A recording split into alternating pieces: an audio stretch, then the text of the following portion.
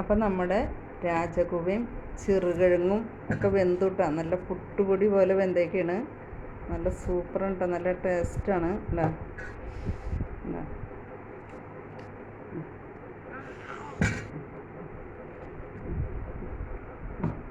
നിങ്ങൾക്കൊക്കെ അത് ഭയങ്കര ഇഷ്ടമാണ്.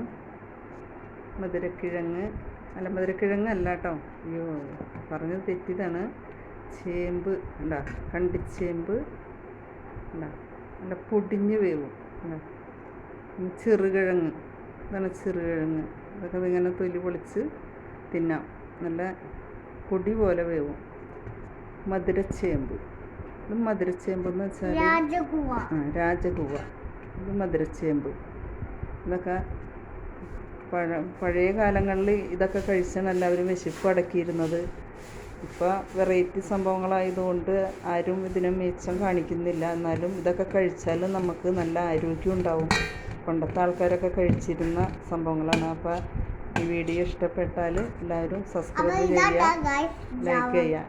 ഇതാണ് രാജകൂവ. കുഞ്ഞുങ്ങൾക്കൊക്കെ ഇഷ്ടമാണത്, നല്ല പുട്ടുപൊടി പോലെ വേവും. അപ്പോൾ ഈ വീഡിയോ ഇഷ്ടപ്പെട്ടാൽ എല്ലാവരും സബ്സ്ക്രൈബ് ചെയ്യാത്തവരാരെങ്കിലും ഉണ്ടെങ്കിൽ സബ്സ്ക്രൈബ് ചെയ്യുക. ഹായ്, അടുത്തൊരു വീഡിയോയുമായി അധികം വൈകാതെ വരുന്നതാകും.